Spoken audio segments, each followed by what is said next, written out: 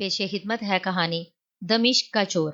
ملک شام کی شہزادی سیدہ ناز بے حد حسین تھی، مگر بہت مغرور اور سنگ دل تھی۔ اس کی سواری جس وقت شہر کے بازاروں سے گزرتی تو مکانوں کی کھڑکیاں اور دروازے بند کر دیے جاتے، دکاندار دکانوں کے پردے گرا دیتے، راہگیر راستے سے ہٹ کر گلی کوچوں میں چلے جاتے، اور اگر اتفاق سے کوئی رہ جاتا تو اس کے لیے حکم تھا کہ وہ زمین پر اوندھے منہ لیٹ جائے۔ اس حکم کے خلاف عمل کرنے والے شخص کے لیے یہ سزا مقرر تھی کہ اسے چوراہے پر بنے ہوئے چبوترے پر کھڑا کر کے اس کی دونوں آنکھیں لوہے کی تپتی ہوئی سلاخوں سے چھوڑ دی جاتی تھی۔ ایک روز شہزادی سیدہ ناز کی سواری بازار سے گزر رہی تھی کہ ایک بوڑھا ماہی گیر دوسرے راستے سے اس بازار میں داخل ہوا۔ سواری تیزی سے آ رہی تھی، اس لیے ماہی گیر کو اتنا موقع نہ مل سکا کہ وہ دوڑ کر واپس اسی گلی میں چلا جاتا جس میں سے بازار میں آیا تھا۔ سر پر مچھلیوں سے بھرا ہوا ٹوکرا تھا جسے وہ کسی کے سہارے کے بغیر سر سے اتار نہیں سکتا تھا۔ اگر زمین پر اوندھے منہ لیٹنے کے لیے اسے پھینکتا تو سڑک پر مچھلیاں پھیل جاتی۔ غریب گھبرا کر ادھر ادھر دیکھنے لگا کہ اب کہاں جائے اور کیا کرے، لیکن کوئی صورت نظر نہ آئی، اور سنگ دل شہزادی کے سنگ دل سپاہیوں نے اسے گرفتار کر لیا۔ شہزادی نے اسے دیکھ کر حکم دیا کہ دستور کے مطابق 2 دن کے بعد اس کی آنکھیں لوہے کی گرم سلاخوں سے پھوڑ دی جائیں۔ اس حکم کو سن کر کوتوال شہر نے سر جھکا دیا، لیکن بوڑھا ماہی گیر تھر تھر کانپنے لگا اور ہاتھ جوڑ کر دہائی دینے لگا، اے غریب پرور شہزادی، رحم، میں نے حضور کو ہرگز نہیں دیکھا، میری ضعیفی کا خیال کیجیے اور مجھ پر رحم فرمائیے۔ شہزادی نے کہا اس کمبخت کی آنکھیں پھوڑ دی جائیں، اور سواری روانہ ہو گئی۔ غریب ماہی گیر روتا رہ گیا، اس کے کانپتے ہوئے ہاتھ ٹوکرے کو نہ سنبھال سکے اور وہ سر سے گر پڑا۔ سپاہی نے اس کی پیٹھ پر ایک ڈنڈا مارتے ہوئے کہا، جنگلی بوڑھے، یہ تو نے کیا کیا؟ صاف ستھری سڑک کو گندا کر دیا، اٹھا ان مچھلیوں کو۔ غریب ماہی گیر کی آنکھوں سے آنسو بہ رہے تھے، وہ مارے خوف سے زمین پر بیٹھ کر کانپتے ہوئے ہاتھوں سے مچھلیاں اٹھا اٹھا کر ٹوکرے میں بھرنے لگا، لیکن حالت یہ تھی کہ مچھلیوں کو ڈالتا ٹوکرے میں تھا اور وہ نیچے گرتی تھی، اور ظالم سپاہی اسے گالیاں دے رہے تھے۔ اسی وقت ایک لڑکا جس کی عمر تقریباً 16-17 برس ہوگی اس طرف سے گزرا اور ماہی گیر پر ترس کھا کر مچھلیاں ٹوکرے میں بھرنے لگا۔ سپاہیوں کو یہ بات بہت بری معلوم ہوئی اور انہوں نے لڑکے کو دھکیلتے ہوئے کہا، گدھے کا بچہ، ابے تجھ سے کس نے کہا تھا کہ تو مچھلیاں اٹھا کر ٹوکرے میں رکھ دے؟ لڑکے نے اٹھتے ہوئے کہا، کسی غریب بوڑھے کا ہاتھ بٹانا کیا جرم ہے؟ ایک سپاہی نے آگے بڑھ کر اس کے گال پر ایک تھپڑ رسید کیا اور دوسرے نے کہا، ٹکے کا چھوکرا اور ہمیں قانون بتاتا ہے، چل اپنا راستہ لے۔ لڑکے نے چند قدم چل کر کہا، شاہی کتو، دیکھ لوں گا تمہیں بھی اور تمہاری شہزادی کو بھی۔ یہ کہہ کر وہ بھاگ نکلا اور سپاہی دانت پیستے رہ گئے۔ بوڑھے ماہی گیر نے دوڑتے ہوئے لڑکے کی طرف کچھ اس طرح دیکھا جیسے کہہ رہا ہو کہ اللہ تیری زبان مبارک کرے اور تو غریب اور بے کس لوگوں کے کام آئے۔ پھر اس نے جلدی جلدی ساری مچھلیاں ٹوکرے میں بھر دی اور سپاہی اسے لے گئے۔ شہزادی سیدہ ناز بازاروں کی سیر کرنے کے بعد واپس اپنے محل میں پہنچی تو اس کی خاص کنیز گلنار نے کہا، شہزادی صاحبہ، مجھے تو اس ضعیف ماہی گیر پر ترس آ رہا ہے، آپ اپنا حکم واپس لے لیجئے۔ شہزادی بولی، ہرگز نہیں، تیر کمان سے نکلنے کے بعد کبھی واپس نہیں آتا، اسی طرح ہم اپنا دیا ہوا حکم واپس نہیں لے سکتے۔ گلنار خاموش ہو گئی، چونکہ وہ جانتی تھی کہ اگر شہزادی سے زیادہ بحث کی تو اپنے لیے بھی کسی سزا کا حکم ہو جائے گا، مگر وہ دل میں یہی کہتی رہی کہ اللہ کرے کوئی صورت نکل آئے اور ماہی گیر کی آنکھیں سلامت رہ جائیں، ورنہ وہ بیچارہ اپاہج ہو کر رہ جائے گا۔ شہزادی کا محل بادشاہ کے محل سے الگ تھا اور اس کے چاروں طرف بہت سخت پہرا رہتا تھا۔ انسان تو انسان، کوئی پرندہ بھی پر نہیں مار سکتا تھا، اسی لیے شہزادی اپنے عالیشان کمرے میں تنہا سوتی اور کھڑکیاں کھلی رکھتی۔ اس رات بھی وہ تنہا سو رہی تھی کہ وہ لڑکا جس نے سپاہیوں کو ہوشیار رہنے کی دھمکی دی تھی کھڑکی کے راستے اندر داخل ہوا اور ایک کونے میں کھڑے ہو کر ہر چیز کو غور سے دیکھنے لگا۔ اس نے دیکھا کہ کمرے کے درمیان میں ایک خوبصورت گلدان رکھا ہوا ہے جس میں ہر رنگ اور ہر وضع کے پھول لگے ہوئے ہیں۔ انہی پھولوں میں سے ایک بڑے پھول پر سرخ رنگ کا ایک ہیرا رکھا ہوا ہے اور اس کی چمک سے سارا کمرہ روشن ہے۔ کمرے میں یوں تو ہر چیز قیمتی اور نرالی تھی، لیکن جو بات اس ہیرے میں تھی وہ کسی میں نہیں تھی۔ یہ دیکھتے ہوئے لڑکے نے آگے بڑھ کر ہیرے کو اٹھایا اور اپنی پگڑی میں رکھ لیا۔ اسی وقت کمرہ تاریک ہو گیا اور وہ جس راستے سے آیا تھا اسی راستے سے واپس چلا گیا۔ رات کے آخری حصے میں شہزادی کی آنکھ کھلی تو اسے کمرے میں اندھیرا نظر آیا۔ وہ گھبرا کر بستر سے اٹھ کھڑی ہوئی اور ایک ایک چیز کو ٹٹولتی ہوئی بڑی مشکل سے اس زنجیر تک پہنچی جسے کھینچنے سے محل کی چھت پر لٹکا ہوا گھڑیال بجنے لگتا تھا۔ اس نے زنجیر کو زور زور سے کھینچا اور گھڑیال کی آواز دور دور تک پھیل گئی۔ غلام، کنیزیں، باندیاں اور تمام پہرے دار گھبرا کر شہزادی کے کمرے کی طرف بھاگے۔ ادھر بادشاہ کی آنکھ بھی کھل گئی اور ملکہ بھی کلیجہ پکڑ کر بستر سے اٹھ کھڑی ہوئی اور کہنے لگی، ہائے ہائے، میری بچی کو کیا حادثہ پیش آ گیا، چلیے جلدی کیجیے۔ پھر دونوں جلدی جلدی باہر نکلے اور تیز تیز قدم اٹھاتے ہوئے شہزادی کے محل میں پہنچے۔ وہاں ایک کوہرام مچا ہوا تھا۔ شہزادی بگڑ رہی تھی اور تمام نوکر ہاتھ جوڑ کر کہہ رہے تھے کہ ہم نے محل میں کسی کو داخل ہوتے ہوئے نہیں دیکھا۔ بادشاہ نے آگے بڑھ کر شہزادی سے معلوم کیا کہ یہاں کون آیا تھا اور کیا نقصان پہنچا، تو اس نے کہا، میرے کمرے میں سے ہیرا غائب ہے اور یہ سب لوگ کہتے ہیں کہ یہاں کوئی نہیں آیا۔ بادشاہ نے پہرے داروں کی طرف دیکھا تو انہوں نے کہا، جہاں پناہ، ہم سب ایک پل کے لیے بھی غافل نہیں ہوئے اور ہم نے کسی کو یہاں آتے ہوئے نہیں دیکھا۔ بادشاہ نے کچھ سوچ کر کہا، بہتر ہے کہ تم سب جاؤ اور کل شام تک چور کو تلاش کرو۔ اگر وہ نہ مل سکا تو تم میں سے ہر ایک کو سخت سزا دی جائے گی۔ نوکروں کے جانے کے بعد ملکہ نے کہا، مجھے یقین ہے کہ ان میں سے ایک آدمی بھی چور نہیں، ضرور باہر سے آیا ہے، اس لیے صبح ہوتے ہی اعلان کروا دیجیے کہ چور کو گرفتار کرنے والے کو انعام دیا جائے گا۔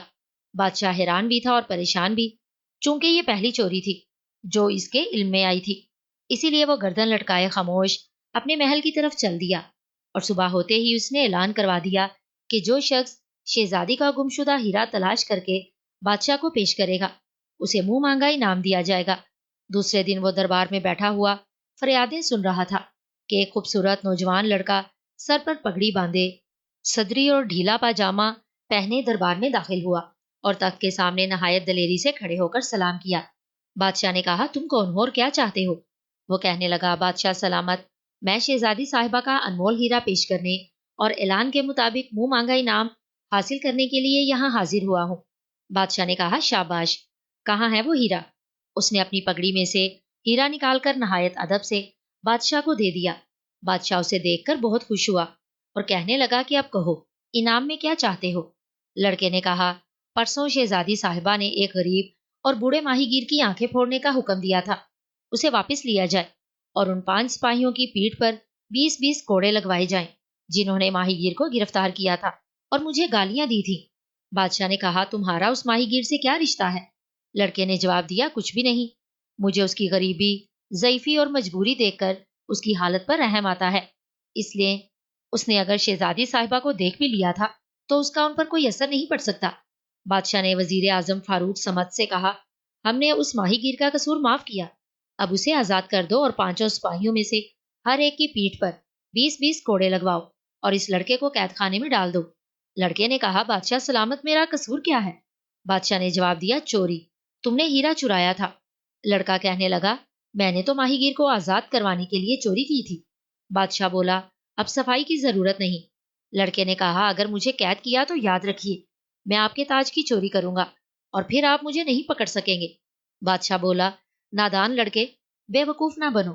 پھر اس کے سپاہیوں کو اشارہ کیا اور وہ اسے پکڑ کر لے گئے۔ وزیر اعظم نے جا کر ماہی گیر کو آزاد کیا اور سپاہیوں کے 20 کوڑے لگوائے۔ شہزادی ہیرے کو دیکھ کر بہت خوش ہوئی اور بادشاہ کے گلے میں باہیں ڈال کر کہنے لگی، ابا جان، اس کے چور کو سخت سزا دیجیے۔ بادشاہ بولا، ہم نے اسے قید خانے میں بھیج دیا ہے اور اب سوچ رہے ہیں کہ کل صبح رعایا کے سامنے اس کے دونوں ہاتھ کٹوا دیں تاکہ دیکھنے والوں کو عبرت حاصل ہو کہ چوری کی سزا کیا ہے۔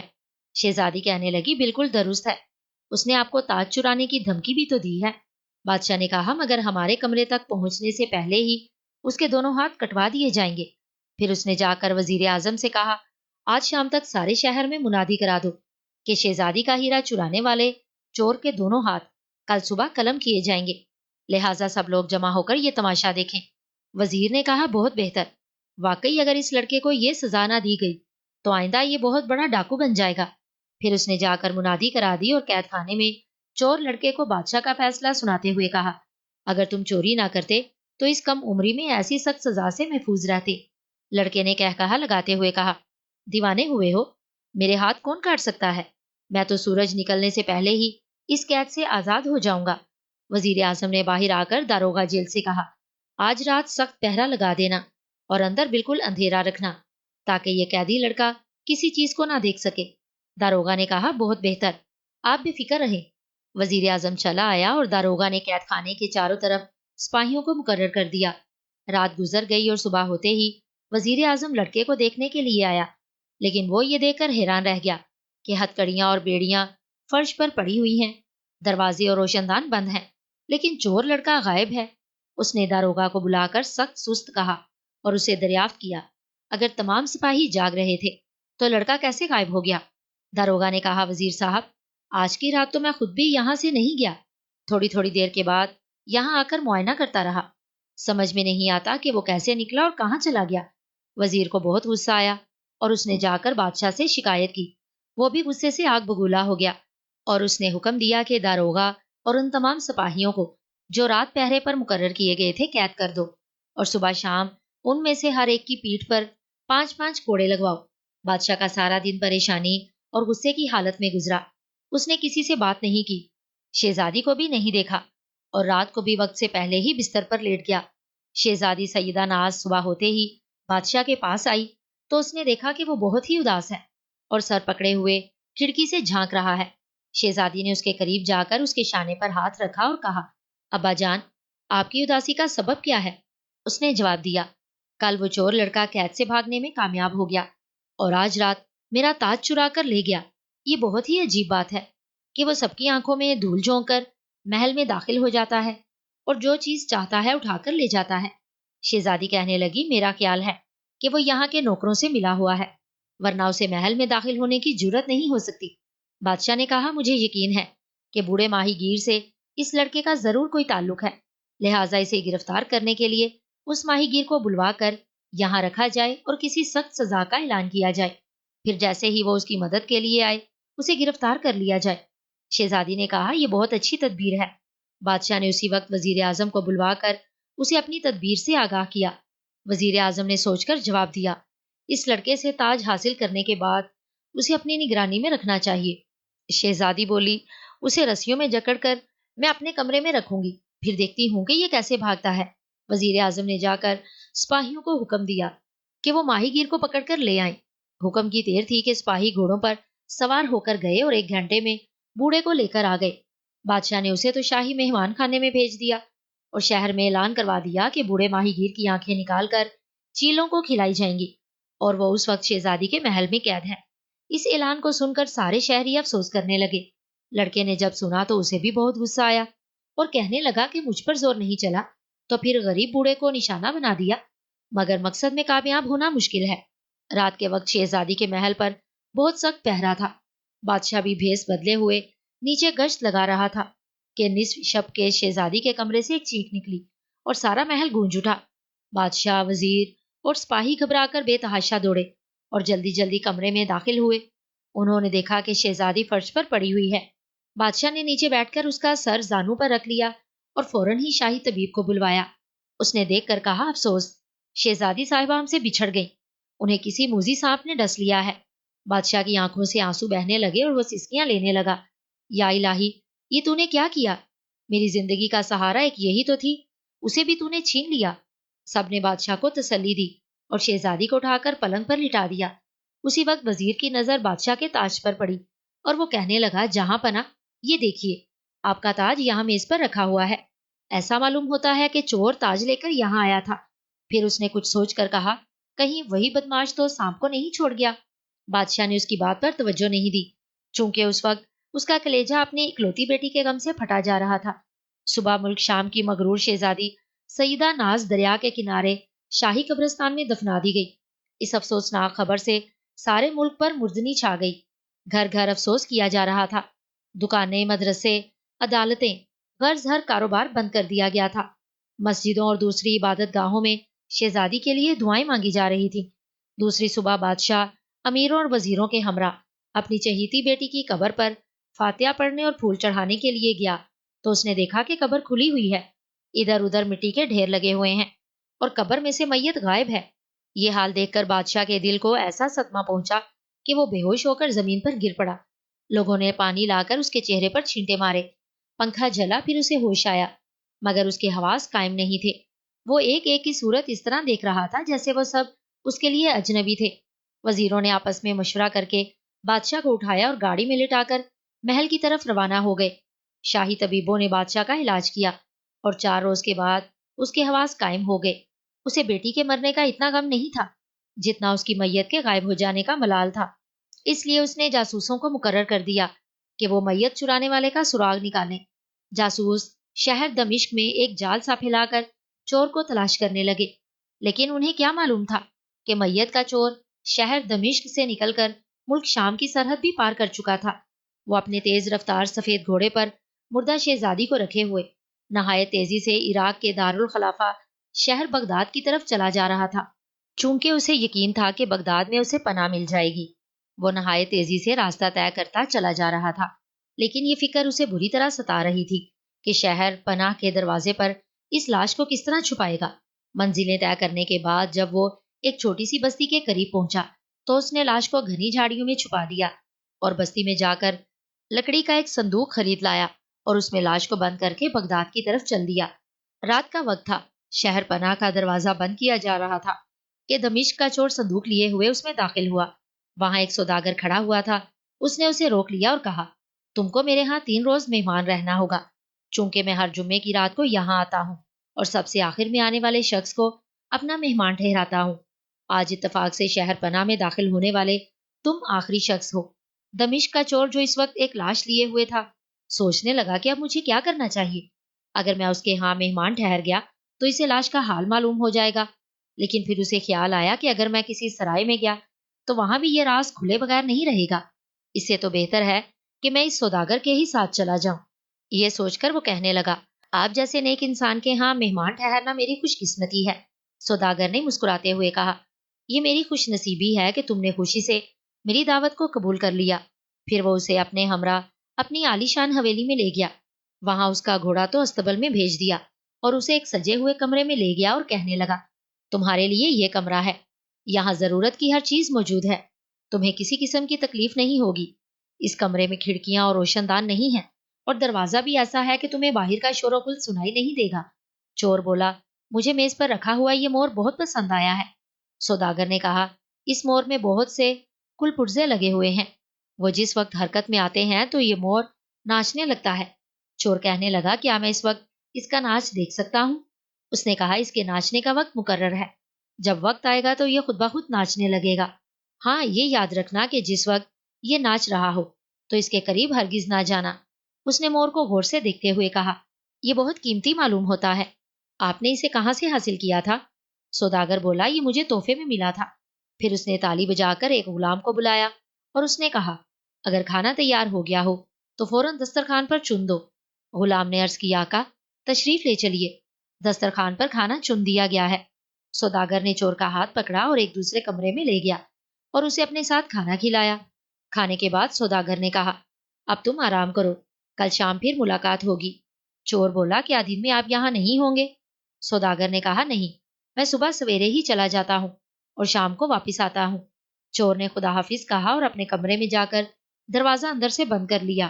اس نے تھوڑی دیر آرام کرنے کے بعد صندوق کھولا اور اس میں سے شہزادی کی لاش نکالی، پھر جیب سے سفید رومال نکال کر اپنے چہرے پر ہوا دی۔ ہوا لگتے ہی وہ فرش پر گر پڑا اور انسان سے ایک سیاہ ناگ بن گیا۔ پھر اس نے شہزادی کی پنڈلی پر ایک نشان دیکھا اور اس پر منہ رکھ کر زہر چوسنے لگا۔ منہ میں جو زہر آتا اسے ایک پیالے میں تھوک دیتا۔ اسی طرح زہر چوستے چوستے جب خون نکلنے لگا تو اس نے چوسنا چھوڑ دیا اور ایک کونے میں جا کر مٹی چاٹنے لگا۔ مٹی چاٹتے ہی وہ پھر اپنی اصلی شکل میں آ گیا۔ ادھر شہزادی نے بھی آنکھیں کھول دی اور چور کو دیکھ کر کہنے لگی، میرے حلق میں کانٹے سے چبھ رہے ہیں، جلدی سے پانی دو۔ اس نے سراہی میں سے پانی گلاس میں انڈیل کر شہزادی کو پلایا اور اسے سہارا دے کر پلنگ پر لٹا دیا۔ پھر میز پر رکھا ہوا میوہ اٹھا کر اسے کھلایا۔ میوہ کھانے کے بعد شہزادی کے جسم میں کچھ قوت پہنچی تو اس نے کہا، میں اس وقت کہاں ہوں اور تم کون ہو؟ اس نے جواب دیا، میرا نام ہے شاہد جمال اور میں دمشق کا رہنے والا ہوں، لیکن اس وقت شہر بغداد میں ہوں۔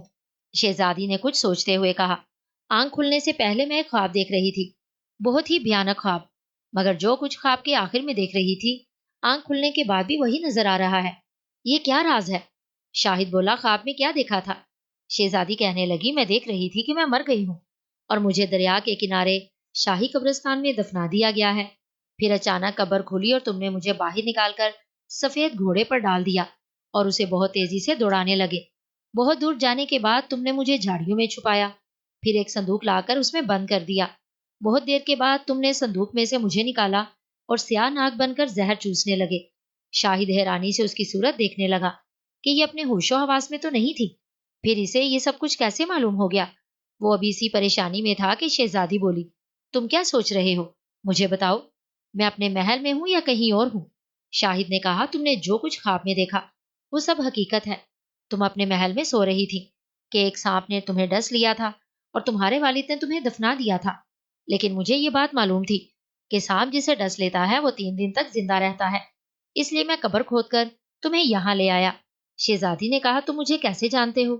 شاہد بولا، میں دمشق کا چور ہوں، ایک مرتبہ تمہارے محل میں ہیرا چرانے گیا تھا، اس وقت تمہاری صورت دیکھی تھی۔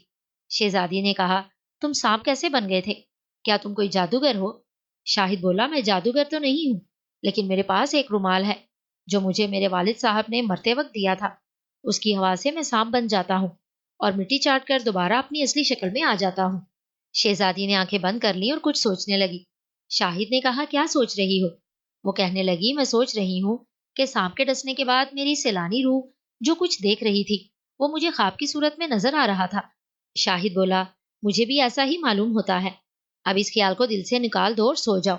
شہزادی نے کہا، صبح ہوتے ہی مجھے میرے ابا جان کے پاس لے چلو، وہ میری جدائی کے غم سے نڈھال ہو رہے ہوں گے۔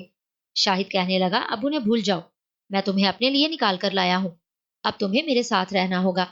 شہزادی نے کہا، میں شہزادی ہو کر ایک معمولی چور کے ساتھ ہرگز نہیں رہ سکتی۔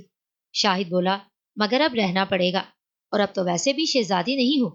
پھر اس نے کہا، اس خیال کو تم دل سے نکال دو، اگر تم نے بھاگنے کی کوشش کی یا کسی کی مدد حاصل کی تو یاد رکھنا کہ میں تمہیں زندہ نہیں رہنے دوں گا۔ شہزادی نے بھی جواب نہیں دیا تھا کہ میز پر رکھے ہوئے مور نے اپنے پر پھیلائے اور ناچنے لگا، ساتھ ہی مختلف سازوں کی آوازیں بھی سنائی دینے لگی۔ مور کے پروں میں مختلف رنگوں کے موتی لگے ہوئے تھے، ان موتیوں کی چمک سے سارا کمرہ جگمگا اٹھا۔ شہزادی اور شاہد دونوں مور کا ناچ بڑی حیرانی سے دیکھ رہے تھے۔ تھوڑی دیر کے بعد ایک موتی فرش پر گر پڑا، اسی وقت مور نے ناچنا بند کر دیا۔ شاہد اٹھ کر چاہتا تھا کہ موتی کو ہاتھ میں لے کر دیکھے کہ وہ اصلی ہے یا نکلی، لیکن شہزادی نے یہ کہہ کر روک دیا، یہ پرائی چیز ہے، اسے ہاتھ نہ لگانا۔ شاہد بولا، میں اسے چرانا تو نہیں چاہتا۔ شہزادی نے کہا، کچھ بھی ہو، اسے ہاتھ نہ لگاؤ۔ شاہد نے اس کے کہنے سے موتی کو پڑا رہنے دیا۔ پھر تھوڑی دیر کے بعد شہزادی سو گئی، لیکن شاہد جاگتا رہا۔ بیٹھے بیٹھے اس نے سوچا کہ سانپ بن کر دیکھنا چاہیے کہ سوداگر کی حویلی میں کیسا کیسا سامان ہے اور اس میں کون کون رہتا ہے۔ یہ سوچ کر اس نے رومال نکالا اور چہرے پر ہوا دے کر سانپ بن گیا اور رینگتا ہوا کمرے سے نکل گیا۔ اس حویلی کے 20-25 کمرے تھے اور ہر کمرہ قیمتی اور انمول چیزوں سے سجا ہوا تھا۔ انہیں دیکھنے کے بعد وہ چھت پر بنے ہوئے کمرے میں گیا۔ یہ کمرے نیچے کے 20-25 کمروں سے بالکل مختلف تھے، اس میں سجاوٹ کی ایک چیز بھی نہیں تھی۔ ہر طرف مردوں کی کھوپڑیاں اور ہڈیاں نظر آ رہی تھیں۔ سامنے دیوار پر ایک شیشہ لٹکا ہوا تھا اور اس کے قریب ایک میز رکھی ہوئی تھی جس پر لیمپ روشن تھا۔ سوداگر لمبا کوٹ پہنے ہوئے لیمپ کی چمنی اٹھا رہا تھا۔ اس نے جیسے ہی چمنی اٹھائی، لیمپ میں سے دھواں نکلنے لگا اور شیشے میں وہ سرخ موتی جو مور کی دم سے نکل کر گرا تھا صاف چمکتا ہوا نظر آنے لگا۔ سوداگر نے موتی کو دیکھ کر چمنی کو لیمپ پر رکھ دیا اور کچھ سوچنے لگا۔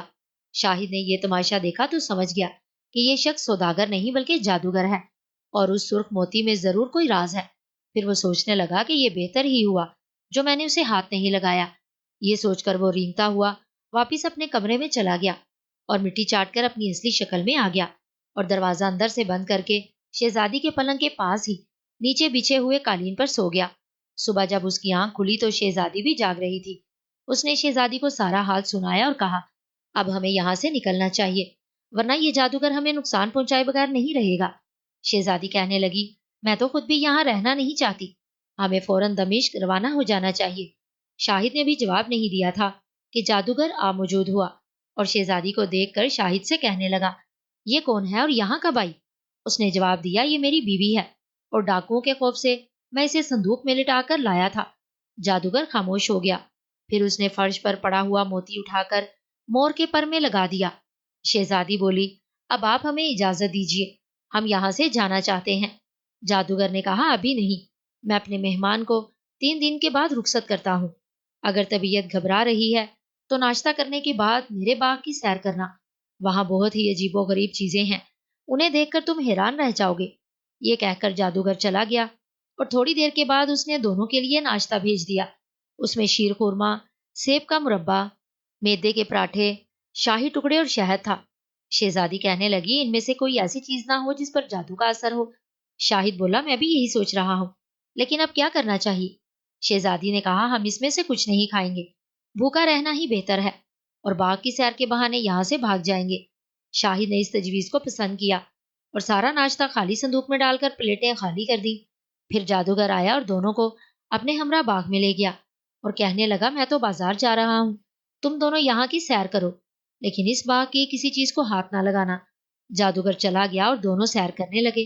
وہ دونوں یہ دیکھ کر حیران تھے کہ اس باغ میں تمام پھول پیلے رنگ کے تھے، اور جس شاخ میں پھول لگے ہوئے تھے اس میں ایک پتی بھی نہیں تھی۔ دونوں سیر کرتے کرتے ایک بارہ دری میں پہنچے۔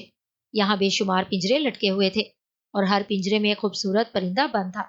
شہزادی نے کہا، میں نے ایسے پرندے آج تک نہیں دیکھے۔ شاہد بولا، انہیں حاصل کرنا جادوگر کے لیے کیا مشکل ہے؟ اسی وقت ایک سفید پرندے نے کہا، کیا تم ہماری مدد کرو گے؟ شہزادی بولی، تم انسانوں کی طرح بولنا بھی جانتے ہو، کہو کیا مدد چاہتے ہو؟ پرندے نے کہا، ہم سب جانور نہیں انسان ہیں، ظالم جادوگر نے ہمیں جانور بنا کر پنجروں میں قید کر رکھا ہے۔ اگر تم کسی صورت سے حویلی کی چھت پر جا کر لیمپ روشن کرو اور دھواں نکلتے ہی اس کی چمنی کو توڑ دو تو پھر ہم سب دوبارہ انسان بن جائیں گے۔ ایک اور پرندہ بولا، تم دونوں اس جادوگر کے کون ہو؟ شاہد نے کہا، ہم اس کے مہمان ہیں۔ پرندہ بولا، کیا تم نے مور کا ناچ دیکھا تھا؟ شاہد نے کہا، ہاں، ہم نے ناچ دیکھا تھا، اس کے پروں میں سے ایک موتی گرا تھا، اسے ہم نے نہیں اٹھایا، آج صبح ناشتہ آیا تو ہم نے نہیں کیا۔ پرندہ کہنے لگا، اسی لیے تم دونوں بچ گئے ہو، ورنہ موتی اٹھاتے ہی جانور بن جاتے اور ناشتہ کرتے ہی تم جادوگر کے غلام ہو جاتے، اور جو وہ کہتا سو کرتے۔ آپ اس کے ہاں کی کوئی چیز نہ کھانا۔ دونوں واپس اپنے کمرے میں آ گئے۔ شہزادی تو پلنگ پر لیٹ گئی اور شاہد چھت پر چلا گیا۔ وہاں اس وقت کوئی نہیں تھا، اس لیے اس نے لیمپ روشن کر کے چمنی اٹھا لی۔ اسی وقت دھواں نکلنے لگا۔ پھر اس نے چمنی کو زمین پر اس زور سے مارا کہ اس کے ٹکڑے ٹکڑے ہو گئے اور بھاگتا ہوا نیچے اتر آیا۔ اپنے کمرے میں گیا تو دیکھا کہ شہزادی ایک بہت ہی خوبصورت لڑکے سے باتیں کر رہی ہے۔ اس نے شاہد کو دیکھ کر سلام کیا۔ پھر شہزادی بولی، میز پر رکھا ہوا مور تو غائب ہو گیا اور یہ لڑکا نظر آنے لگا، یہ کہتا ہے کہ جادوگر نے اسے بھی جادو سے مور بنا رکھا تھا۔ شاہد نے کہا، چمنی توڑنے سے جادو کا اثر جاتا رہا، اب وہ تمام پرندے بھی انسان بن گئے ہوں گے، میں جا کر دیکھتا ہوں۔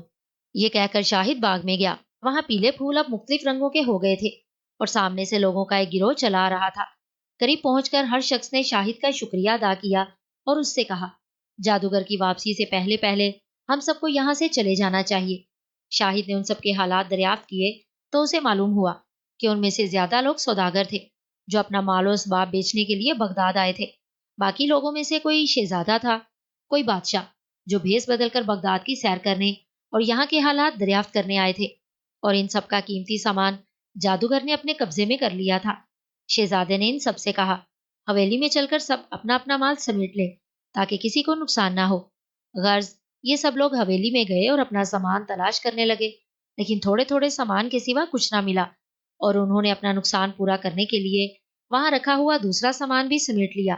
شاہد نے بھی قیمتی قیمتی چیزیں اٹھا کر اپنے صندوق کو بھر لیا اور پھر سب کو ساتھ لے کر حویلی سے باہر نکل گیا۔ دربان چیخنے چلانے لگے لیکن کسی نے ان کی نہ سنی۔ یہ سب لوگ شہر پناہ سے باہر نکلے اور انہوں نے ایک جگہ خیمے گاڑ کر اپنے ٹھہرنے کے لیے جگہ بنا لی۔ پھر ان میں سے دو دو چار چار سوداگر اپنا سامان لے جا کر شہر میں بیچنے لگے۔ شاہد نے بھی کئی ہزار اشرفیوں کا مال فروخت کیا اور ایک ہی دن میں خوب مالدار ہو گیا۔ ادھر جادوگر واپس حویلی پر پہنچا تو دربانوں نے کہا، حضور، آج صبح آپ کے تمام مہمان اپنا مال و اسباب لے کر چلے گئے، ہم نے انہیں بہت روکا لیکن انہوں نے ہماری ایک نہ سنی۔ جادوگر کے پاؤں تلے سے زمین نکل گئی اور وہ گھبرا کر سیدھا باغ میں گیا۔ وہاں پیلے پھولوں کی جگہ رنگ رنگ کے پھول کھلے ہوئے تھے اور بارہ دری کے سارے پنجرے خالی تھے۔ یہ حال دیکھ کر اس کا بدن پسینے سے شرابور ہو گیا اور وہ بھاگتا ہوا چھت پر بنے ہوئے کمرے میں گیا۔ یہاں لیمپ کی چمنی ٹوٹی ہوئی پڑی تھی۔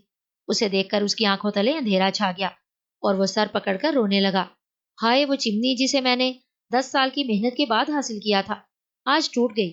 پھر وہ اٹھ کر اس کمرے میں گیا جہاں شاہد اور شہزادی مہمان تھے۔ وہاں سے مور غائب تھا اور ناشتے کی چیزیں فرش پر پڑی ہوئی تھی۔ اب وہ سمجھ گیا کہ یہ تباہی اس لڑکے کی وجہ سے ہوئی ہے۔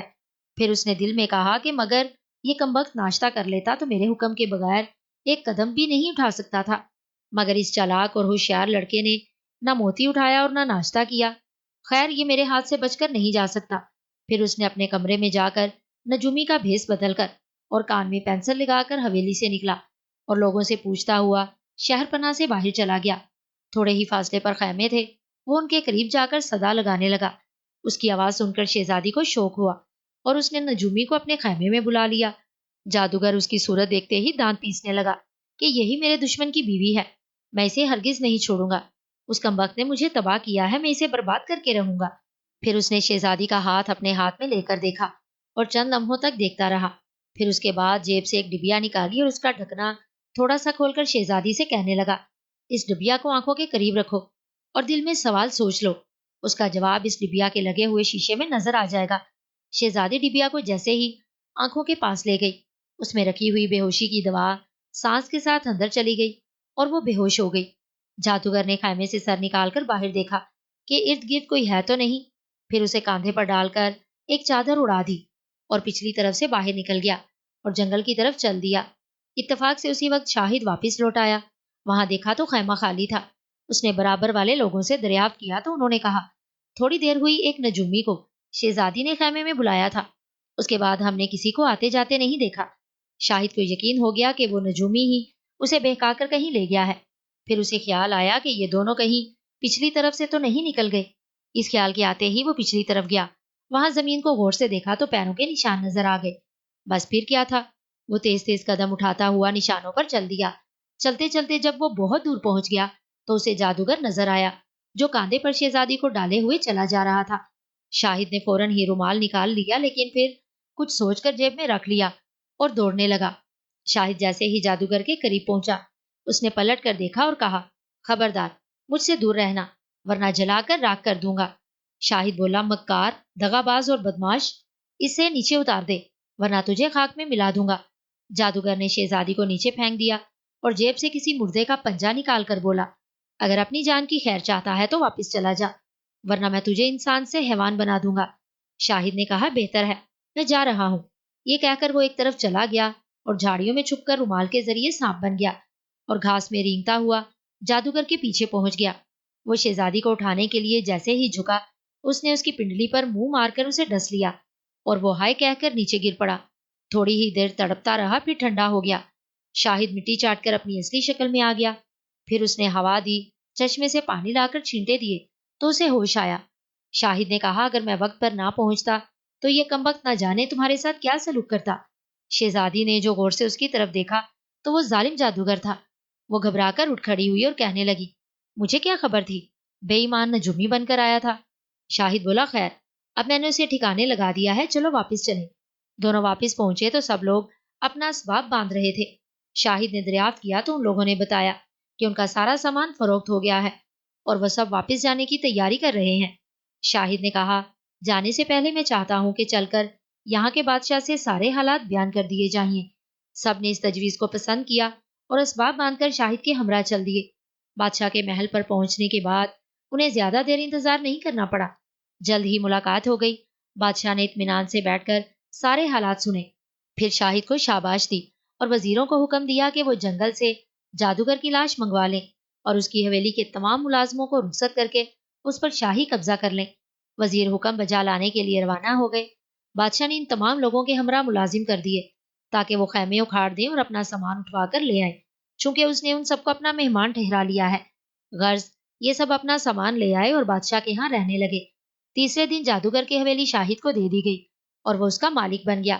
پھر بادشاہ نے اسے اور بھی جاگیر بخشی اور اس کے لیے خاص وظیفہ مقرر کر دیا، چونکہ اس نے بغداد کو بدنامی سے اور یہاں آنے والے سوداگروں اور سیاحوں کو جادوگر سے بچایا تھا۔ اس خوشی کے موقع پر سوداگروں نے بھی بہت کچھ انعام دیا اور دوسرے ملکوں کو شہزادوں اور بادشاہوں نے وعدہ کیا کہ وہ اپنے اپنے ملک پہنچنے کے بعد تحفے تحائف روانہ کریں گے۔ شاہد جمال اگرچہ دمشق کا چور تھا، لیکن اس کی ہمدردی، بہادری، عقل مندی اور ہوشیاری کے سبب شہزادی سیدہ ناز کو اس سے محبت ہو گئی تھی اور وہ اب اس کے ساتھ ہی زندگی بسر کرنا چاہتی تھی۔ شاہد جمال نے تو اس خیال سے اسے ڈسا تھا کہ لے جا کر پریشان کروں گا، دکھ پہنچاؤں گا تاکہ غریبوں کو سخت سزائیں دینے اور انہیں تکلیف پہنچانے کا نتیجہ مل جائے، لیکن ساتھ رہنے سے اسے بھی محبت ہو گئی اور وہ بھی اس کے ہمراہ زندگی بسر کرنا چاہتا تھا۔ 1 مہینے تک بغداد میں رہنے کے بعد شاہد نے اس سے کہا، سیدہ، تمہارے والد صاحب بہت پریشان ہوں گے، چل کر انہیں تسلی دینا چاہیے۔ شہزادی اس بات کو سن کر بہت خوش ہوئی اور اسی روز دونوں دمشق روانہ ہو گئے۔ ملک شام کا بادشاہ اپنی اکلوتی بیٹی کے غم میں نڈھال ہو رہا تھا۔ صحت گر چکی تھی، آنکھوں سے ہر وقت پانی جانے کے سبب بینائی کم ہو گئی تھی، راتوں کی نیند اڑ چکی تھی۔ اس کی بیٹی اچانک جو اس کے پاس پہنچی تو اس کے جسم میں ایک نئی روح اور تازہ قوت آ گئی۔ اس نے شہزادی کو سینے سے لگایا، پھر اسے خیال آیا کہ بیٹی تو مر چکی ہے۔ اس خیال کے آتے ہی وہ گھبرا گیا اور کہنے لگا، تو کون ہے؟ میری بیٹی تو مر چکی ہے۔ شہزادی نے ہنس کر کہا، ابا جان، مجھے سانپ نے ڈس لیا تھا اور سانپ کا ڈسا ہوا 3 دن تک زندہ رہتا ہے۔ بس دوسرے دن یہ صاحب مجھے قبر سے نکال کر بغداد لے گئے اور میرا زہر چوس کر مجھے ہوش میں لے آئے۔ پھر اس نے سارا واقعہ بیان کیا، جسے سن کر بادشاہ نے شاہد کو سینے سے لگا لیا اور اس سے اتنا خوش ہوا کہ 1 ہفتے کے بعد اس نے شہزادی کی شادی اس سے کر دی اور اپنے تخت کا وارث بنا دیا۔ شادی کے بعد وہ بغداد چلا گیا اور نہایت سکون کی زندگی بسر کرنے لگا۔ اس کی ماں اس کی کامیاب زندگی دیکھ کر بہت خوش تھی اور اس کے لیے دعائیں کرتی رہتی تھی۔ 10 سال کے بعد جب بادشاہ کا انتقال ہوا تو وہ تخت کا مالک بنا اور مرتے دم تک حکومت کرتا رہا۔ خونی مینار۔ زمین پر لاٹھی ٹیکتی دن بھر کی تھکی ہاری بڑھیا ہانپتے کامتے جلدی جلدی قدم اٹھا رہی تھی۔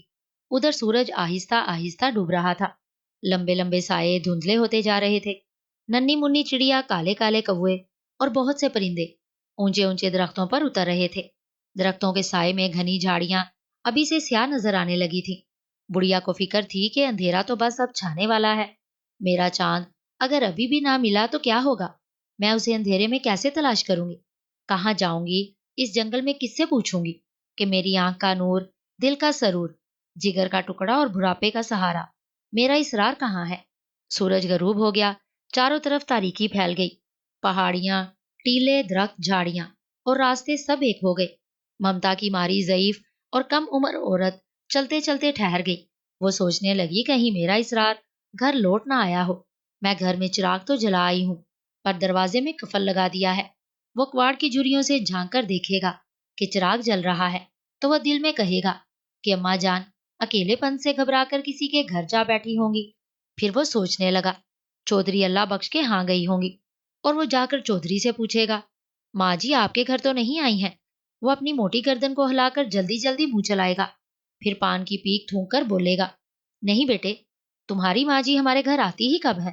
وہ تو بھولے بھٹکے مہینہ 20 دن میں پھیرا لگاتی ہیں۔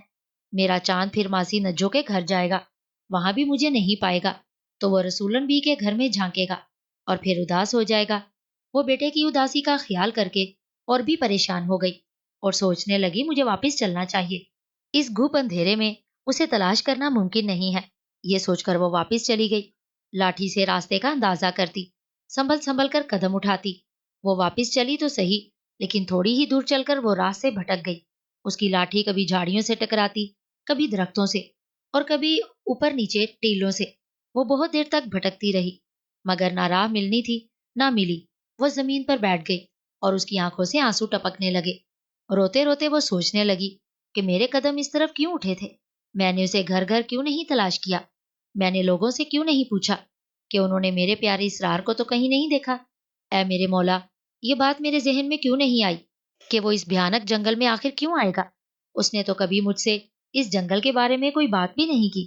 غرض وہ ایسی ہی باتیں سوچ رہی تھی کہ بائیں طرف سے اسے ہلکی ہلکی روشنی نظر آئی۔ وہ آنکھیں پھاڑ پھاڑ کر دیکھنے لگی۔ روشنی آہستہ آہستہ قریب ہوتی گئی اور تھوڑی دیر کے بعد یہ روشنی اس کے سامنے پہنچ گئی۔ اب اس نے دیکھا کہ ایک ضعیف آدمی سر پر پگڑی باندھے، قبا پہنے، گھوڑے پر سوار ہے اور گھوڑا خوب سجا ہوا ہے۔ اس کے گلے میں عجیب و غریب قسم کا زیور ہے، موٹے موٹے موتیوں کے کئی ہار پڑے ہیں، اور یہ سب چیزیں اندھیرے میں اس طرح چمک رہی تھی کہ ان کی چمک میں ارد گرد کی ساری چیزیں بالکل صاف نظر آ رہی تھی۔ بڑھیا نے بھرائی ہوئی آواز میں کہا، میرے حال پر رحم فرماتے ہوئے۔ ضعیف آدمی نے باگیں کھینچ کر گھوڑے کو روک لیا اور شیریں لہجے میں کہنے لگا، تم کون ہو اور اس خوفناک جنگل میں جبکہ ہر طرف گھپ اندھیرا پھیلا ہوا ہے اور خونخوار درندوں کے نکلنے کا وقت ہے، تم بیٹھی کیا کر رہی ہو؟ बुढ़िया लाठी का सहारा लेती जमीन से उठी और दर्द भरे लहजे में बोली, ऐ पीर मर्द, मुझ गरीब बेवा का एक ही बेटा है, उसी के दम से मेरी जिंदगी है। वो आज दोपहर का खाना खाने के बाद घर से निकला तो शाम तक लौट कर नहीं आया। मेरा दिल परेशान हो गया और मैं उसकी तलाश में घर से निकल रही हूँ। ऐ बुजुर्ग, मेरे कदम खुद ब खुद जंगल की तरफ उठने लगे और मैं चलती रही। रास्ते में अंधेरा छा गया और मैं बेबस और मजबूर थक हार कर यहाँ बैठ गई। जाती भी कहाँ, हाथ को हाथ सुझाई नहीं देता, रास्ता तो क्या दिखाई देता। अब आप ही मुझे राह बताइए और मेरे बेटे के लिए कोई दुआ फरमाइए। ज़ईफ आदमी बोला, तुम्हारा बेटा इस वक्त खतरे में है, लेकिन तुमने हमसे मदद तलब की है, इसलिए फिक्र की बात नहीं, वो तुम्हें मिल जाएगा। बुढ़िया कहने लगी, आपने मेरे दिल का बोझ हल्का कर दिया है, मैं किस जुबान से आपका शुक्रिया अदा करूं। ज़ईफ आदमी ने उसे एक शीशी देते हुए कहा, तुम बहुत थकी हुई हो, इसलिए इस शीशी को खोलकर मुंह से लगा लो। इसमें भरा हुआ अर्क तुम्हारे हलक से उतरते ही तुम्हें एक नई और ज्यादा कुव्वत बख्शेगा, फिर तुम हमारे साथ आसानी से चल सकोगी। बुढ़िया ने शीशी हाथ में लेकर फौरन ही मुंह से लगा ली और सारा अर्क पी गई। उसने महसूस किया कि उसकी थकान उसी लम्हे में दूर हो गई और वो खुश होकर बोली, हजूर, हकीकत में मुझे तरोताजगी मिल गई है, अब मैं आपके साथ चल सकती हूँ। ज़ईफ आदमी ने कहा, हमारे घोड़े के पीछे पीछे चली आओ, और उसने घोड़े को चलने का इशारा दिया। बुढ़िया तेज तेज कदम उठाती उसके पीछे पीछे रवाना हो गई। 3 साढ़े 3 फरलांग का फासला तय करने के बाद वो दाएं तरफ एक तंग रास्ते पर चलने लगी। जमीन पर छोटी छोटी झाड़ियां और गोल गोल पत्थर कसरत से थे, इसलिए यह रास्ता बड़ी मुश्किल से तय किया गया। फिर वो एक ऐसे मैदान में दाखिल हुए जिसमें चारों तरफ ऊंचे ऊंचे चीड़ के दरख्त थे और जमीन पथरीली थी। बुढ़िया घोड़े के पीछे पीछे चलती रही। आखिर एक इमारत के करीब पहुंचकर घोड़ा ठहर गया और ज़ईफ आदमी नीचे उतर गया। उसी वक्त सामने से एक दुबला पतला आदमी दौड़ता हुआ आया और ज़ईफ आदमी के करीब पहुंचकर उसके कदमों में गिर पड़ा। फिर उसकी कुबा अपनी पेशानी पर मलकर उठ खड़ा हुआ। ज़ईफ आदमी बोला, आमिर, कहो उस बदमाश का क्या हाल है। आमिर ने जवाब दिया, हजूरे वाला, वो अपनी जिद पर कायम है। उस गुलाम ने जब भी हजूर का पैगाम उसे पहुंचाया है वो गुस्से से तिलमिला उठा है और गालियां बकता रहा है। ज़ईफ आदमी ने कहा, हम उसे देख लेंगे। फिर कहने लगा, इस गरीब बेवा का बेटा दोपहर से लापता है, वो यहाँ किस हाल में है। आमिर बोला, शाम से कुछ पहले एक नो उम्र लड़का आया था, उसकी पेशानी पर दाएं तरफ चोट का एक मामूली सा निशान है। बुढ़िया ने कहा, हाँ हाँ, वो मेरा ही बेटा है, क्या वो यहाँ है। आमिर बोला, हाँ वो है, मगर उस तक पहुंचना तुम्हारे लिए बहुत मुश्किल है। ज़ईफ आदमी घोड़े पर सवार होते हुए कहने लगा, आमिर, तुम इस ज़ईफा को अपने साथ ले जाओ और जिस तरह भी हो सके इसके बेटे को आजाद करवाओ।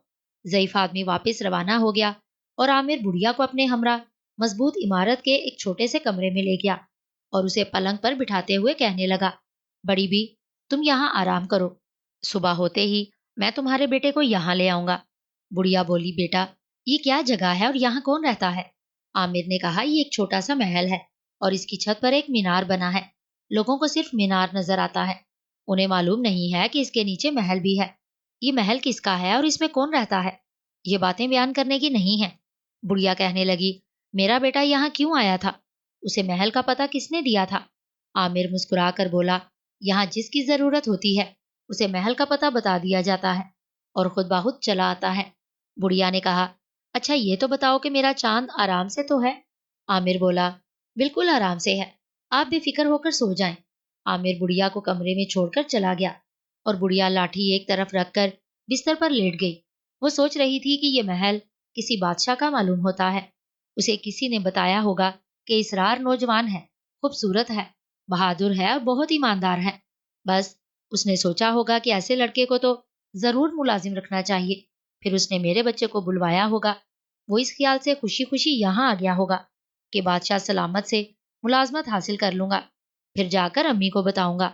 सोचते सोचते बुढ़िया को अचानक ख्याल आया कि ज़ईफ आदमी तो कह रहा था कि तुम्हारा बेटा इस वक्त खतरे में है, लेकिन तुमने हमसे मदद तलब की है, इसलिए फिक्र की बात नहीं, वो तुम्हें मिल जाएगा।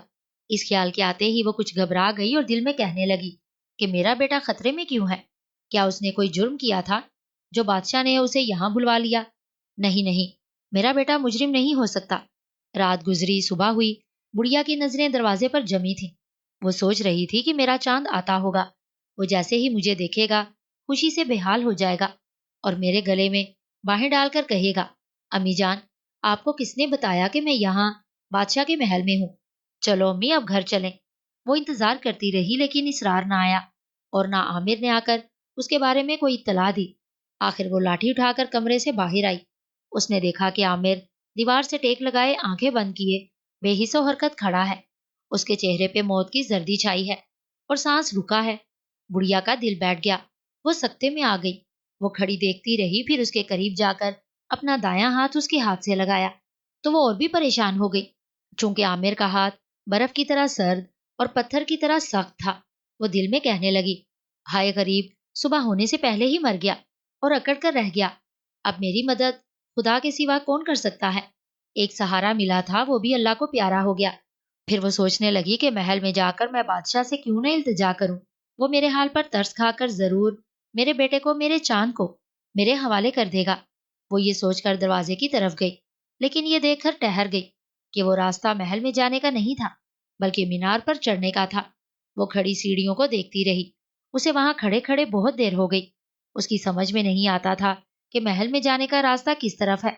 आखिर वो वापस आ गई और बाहर निकलकर मीनार के चारों तरफ घूमकर देखने लगी कि वहां कोई और रास्ता भी है या नहीं। लेकिन वहां सिवाय ऊंची ऊंची झाड़ियों के और कुछ भी नहीं था। वो गरीब सर पकड़कर जमीन पर बैठ गई। बैठे बैठे दोपहर हो गई तो वो सोचने लगी कि यहाँ बैठने से क्या मिलेगा। मैं वापस जाकर अपने पड़ोसी मर्दों को क्यों ना बुला लाऊं। वो निडर और दलेर लोग हैं। वो मीनार पर भी चढ़ सकते हैं और यहाँ कोई महल जमीन के नीचे है तो वो उसमें भी पहुंच सकते हैं। ये सोचकर वो लाठी के सहारे उठी। उसी वक्त नजर जमींदार आता नजर आ गया। वो उसे कुछ इत्मीनान हुआ। उधर जमींदार उसे पहचानते ही चिल्लाया, खाला, आप यहाँ हैं? बुढ़िया ने कहा, हाँ बेटा। भला ये तो बताओ कि तुम यहाँ क्यों आए हो? वो बोला, क्या बताऊं खाला जान, नवाब साहब क्या मरे, हम पर मुसीबत आ गई। वो जालिम और संगदिल जरूर थे, लेकिन बेईमान हरगिज नहीं थे। मैंने लगान की सारी रकम उनको अदा कर दी थी, लेकिन उन्होंने मुझे रसीद नहीं दी और उनका मुंशी अल्लाह बख्श थैली हाथ में लेकर दूसरे कमरे में चला गया। मैं खड़ा रहा। जब बहुत देर हो गई तो नवाब साहब बोले, बस तुम जाओ, तुम्हारा हिसाब साफ हो गया। और मैं चला आया। इस वाकये के 7वें दिन नवाब साहब चल बसे और उनके बेटे अयाज खान ने उनकी गद्दी संभाल ली। बुढ़िया जमीन पर बैठ गई और नजर से कहने लगी, बेटा बैठ जाओ। और वो बैठ गया। फिर बोला, खाला जान, मुंशी अल्लाह बख्श का हाल तो आपने सुना ही होगा। उसे रात के वक्त नवाब साहब यूं चलते फिरते नजर आते थे जैसे वो मरे नहीं बल्कि जिंदा थे। वो खौफजदा होकर लोगों को पुकारता तो नवाब साहब गायब हो जाते। उसका कहना था कि उनकी रूह किसी चीज के लिए बेचैन है और वो हर रात यहाँ आती है। वो गरीब इस दहशत में मर गया। अब अयाज खान मुझसे कहता है कि लगान की बहुत बड़ी रकम तुम्हारी तरफ वाजिब है, वो अदा करो, वरना मैं तुम्हारी सारी जमीन जायदाद और ढोर डंगर अपने कब्जे में कर लूंगा। बुढ़िया बोली, ये तो बहुत बुरा हुआ, अब क्या करोगी बेटे? जमींदार ने जवाब दिया, मैंने इस जालिम को बताया कि मैंने जिस थैली में रकम नवाब साहब को दी थी वो गहरे सुर्ख रंग की कोई थैली खजाने में मौजूद नहीं है। बुढ़िया ने कहा, बेटे, मौत जिंदगी का कोई भरोसा नहीं, इसलिए किसी पर एतबार करना ही नहीं चाहिए, खा कोई ईमानदार हो या बेईमान। रकम देकर रसीद लेना बहुत जरूरी है। अब वो नवाब है ना मुंशी, भला कौन साबित कर सकता है कि तुमने लगान अदा कर दिया है? जमींदार बोला, मैं बहुत परेशान हूँ, इस मुसीबत से कैसे निजात मिले? मैं इसी परेशानी में बस्ती से बाहर एक टीले पर आ बैठा। इस तरफ एक दरवेश का गुजर हुआ और उसने मुझे उस मीनार का पता देकर भेजा है और कहा कि दरबान की हिदायत पर अमल करना। महल में नवाब मौजूद है, वो तुम्हें रसीद भी देगा और थैली के बारे में भी बता देगा कि वो कहाँ रखी थी, इसलिए मैं यहाँ आया हूँ। बुढ़िया उसे बताना चाहती थी कि दरबान आमिर तो मर चुका है और उसका बदन अकड़ गया है। अगर वो जिंदा होता तो सुबह सवेरे ही मेरे इसरार को मेरे पास ले आता, लेकिन वो खामोश रही और उसने जमींदार से कुछ नहीं कहा। जमींदार ने भी उससे ये दरियाफ्त नहीं किया कि खाला जान, आप यहाँ क्यों आई हैं, आपको यहाँ क्या मिलेगा और मैं आपकी क्या मदद कर सकता हूँ। वो गरीब अपनी ही मुसीबत को दूर करने की फिक्र में था। वो बुढ़िया को छोड़कर चला गया और जैसे ही दरवाजे पर पहुंचा, आमिर ने उसे झुककर सलाम किया, फिर वहां पहुंचने की वजह मालूम की। जमींदार ने सारी दास्तान बयान की और उसे दरवेश का पैगाम दिया, जिसे सुनकर आमिर कहने लगा, नवाब साहब के पास मैं आपको पहुंचा देता हूँ, लेकिन ये याद रखना कि अगर वो खाने के लिए आपको कुछ पेश करे तो आप हरगिज ना खाना। अगर आपने खा लिया तो आप हमेशा के लिए पत्थर के हो जाएंगे, फिर कोई ताकत आपको बदल नहीं सकेगी। اور اگر وہ پینے کے لیے کچھ دے تو ہرگز نہ پئیں۔ اگر آپ نے پی لیا تو آپ کی خصلت حیوانوں کی ہو جائے گی۔ زمیندار بولا، بھیا میں یہاں کھانے پینے تو آیا نہیں ہوں، مجھے تو اپنے کام سے غرض ہے۔ عامر نے کہا، میرے ساتھ آئیے، میں آپ کو راہ دکھاتا ہوں، اور وہ اسے مینار کی سیڑھیوں پر لے گیا۔ 7 سیڑھیاں چڑھنے کے بعد بائیں طرف ایک کھڑکی تھی۔ اس کے پاس پہنچ کر عامر نے کہا، اس کھڑکی میں داخل ہو کر سیڑھیوں سے اترتے چلے جاؤ، نیچے محل ہے جہاں نواب صاحب بھی موجود ہیں اور ان کا منشی بھی۔ زمیندار جلدی جلدی کھڑکی میں داخل ہو کر سیڑھیوں سے نیچے اتر گیا۔ اس نے دیکھا کہ ایک خوبصورت محل ہے جو سنگ مرمر سے بنا ہے۔ کشادہ صحن کے وسط میں بہت بڑا فوارہ ہے اور اس کے ارد گرد پیارے پیارے پھولوں کی کیاریاں ہیں۔ سامنے ایک دالان ہے جس کا فرش شیشے کی طرح چمک رہا ہے۔ وہ آہستہ آہستہ قدم اٹھاتا دالان میں گیا، پھر ایک بڑے کمرے میں داخل ہوا۔ یہاں سونے کا ایک دل فریب تخت رکھا تھا اور اس پر نواب صاحب بیٹھے تھے۔ وہ زمیندار کو دیکھ کر مسکرائے اور کہنے لگے، سناؤ نظر، تم یہاں کیسے آئے؟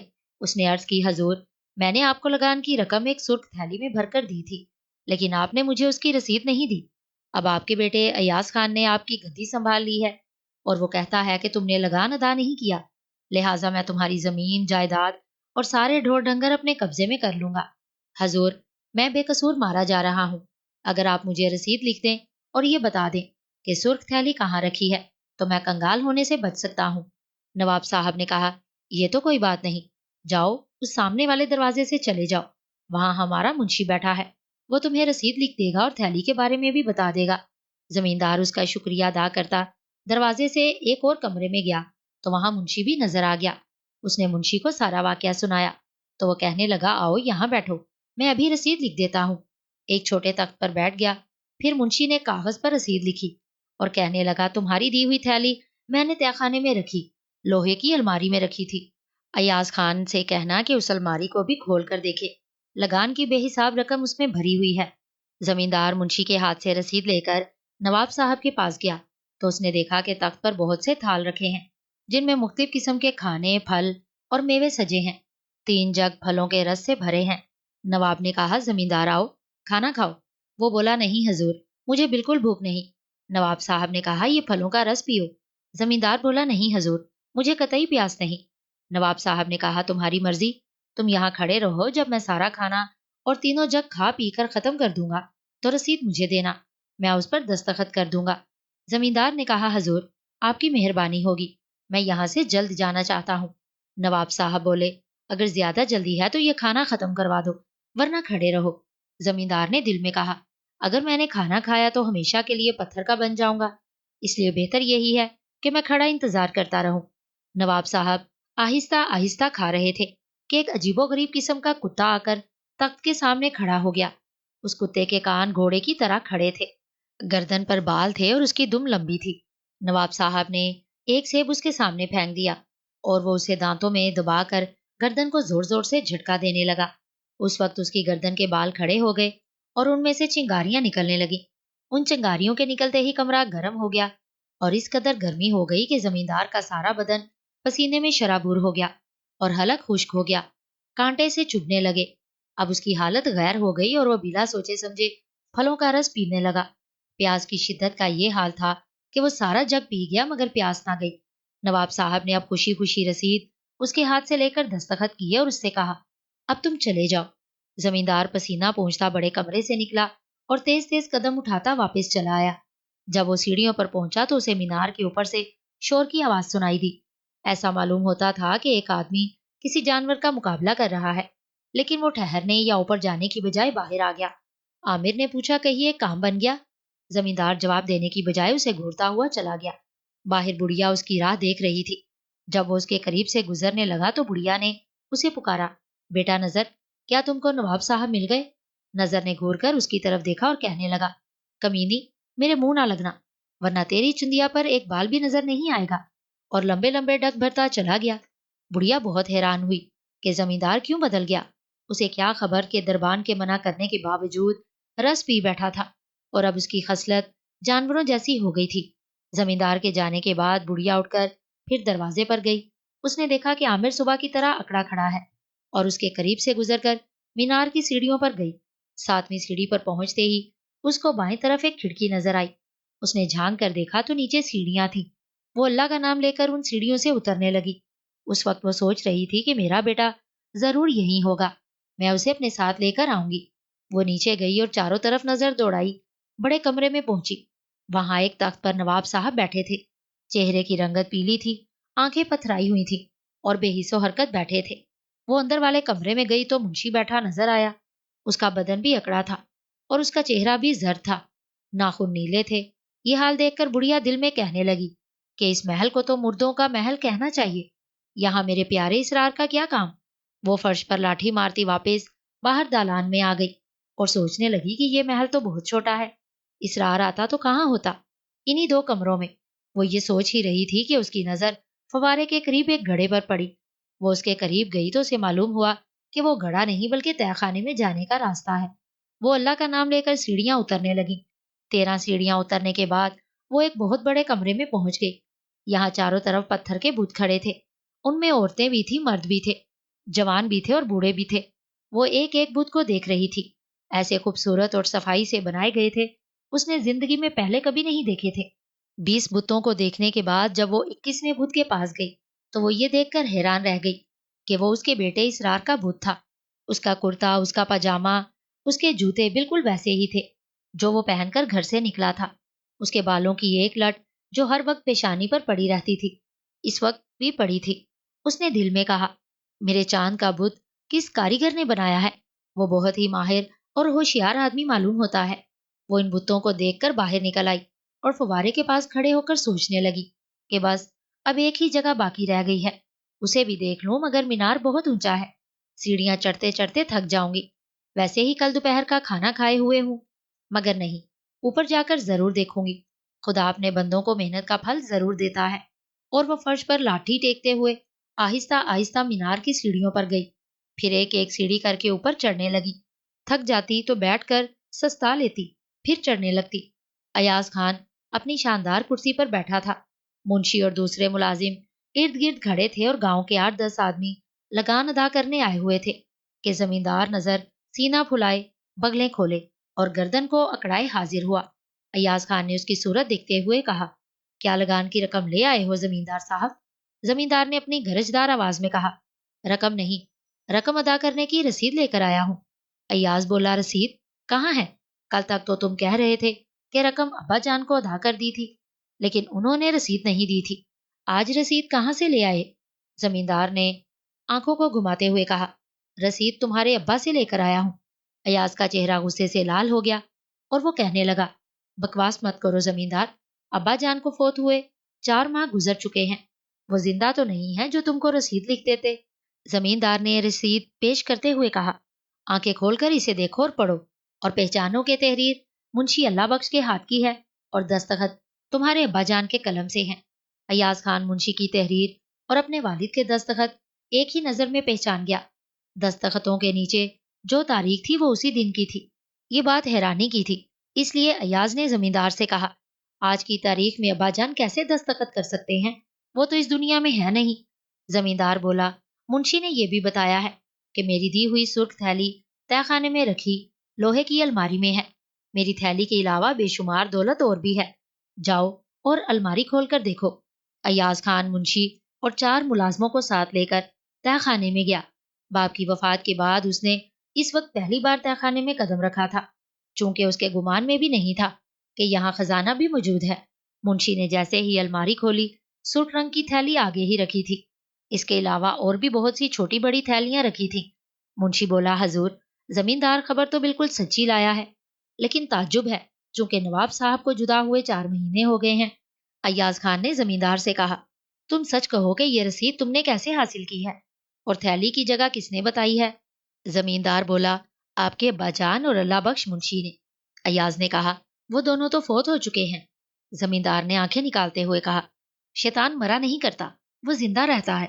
اس جواب کو سن کر ایاز خان غصے سے لال پیلا ہو گیا اور اس نے ایک تھپڑ زمیندار کے گال پر رسید کر دیا۔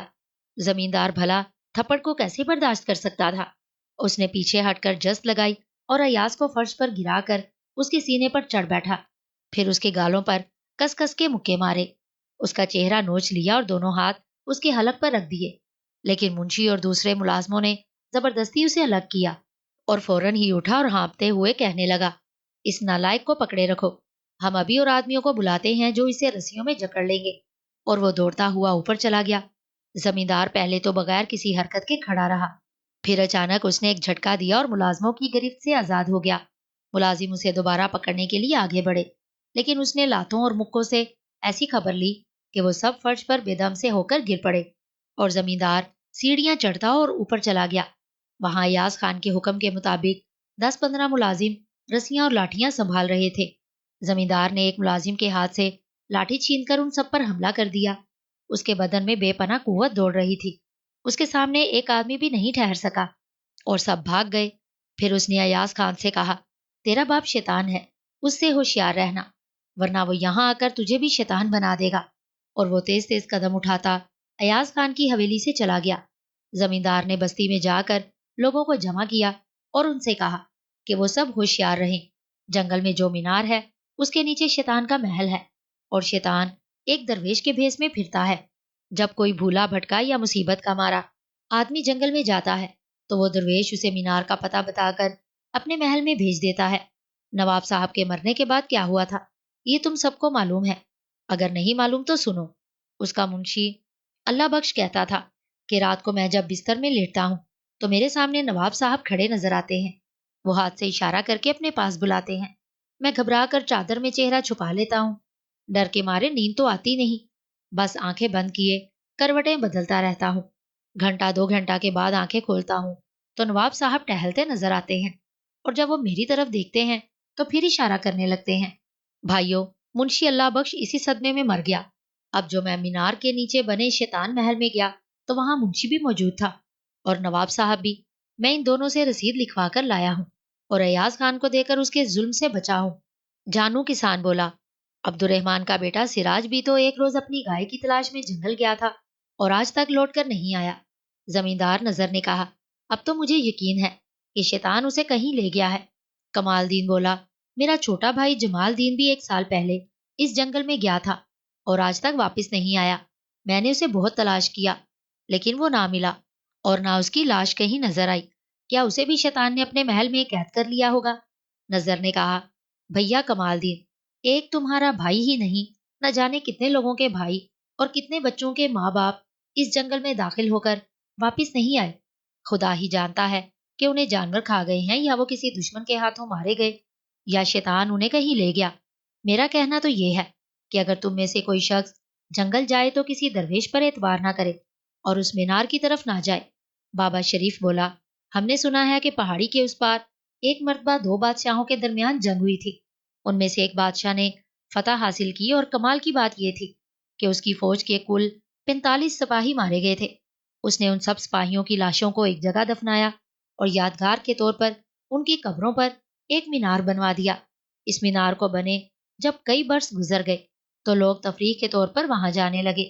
شام کے بعد اگر وہاں کوئی من چلا آدمی رہ گیا تو اسے مینار کے ارد گرد سے دہشتناک آوازیں سنائی دیتی اور وہ سٹ پٹا کر وہاں سے بھاگ آتا۔ اسی طرح جب بہت سے لوگوں نے یہ آوازیں سنی تو انہوں نے بستی میں آ کر ذکر کیا اور لوگ خوفزدہ ہو گئے۔ پھر سب نے فیصلہ کر لیا کہ وہاں جو شخص بھی جائے سورج غروب ہونے سے پہلے پہلے واپس آ جائے۔ بابا بولتے بولتے خاموش ہو گیا تو زمیندار نظر نے کہا، پھر کیا ہوا بابا؟ شریف کہنے لگا، کیا بتاؤں پھر کیا ہوا؟ کئی نوجوان جو ان آوازوں کو وہم سمجھ کر مینار پر ٹھہر جاتے تھے وہ یا تو پاگل ہو کر وہاں سے آتے یا سخت بیمار پڑ جاتے اور چند دنوں کے بعد مر جاتے۔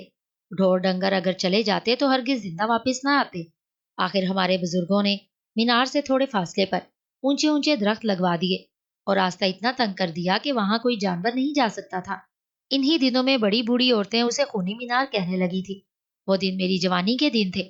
اس وقت کے بعد آج تمہاری زبانی سنا ہے کہ وہاں شیطان کا محل بھی ہے۔ اللہ محفوظ رکھے ان بلاؤں سے۔ لوگ آپس میں باتیں کرتے اپنے اپنے گھروں کو چل دیے اور اندر زمیندار بھی چلا گیا۔ اس کے بعد ساری باتیں گھر گھر سنی اور سنائی جانے لگی اور لوگوں نے جنگل میں مینار کی طرف نہ جانے کا عہد کر لیا۔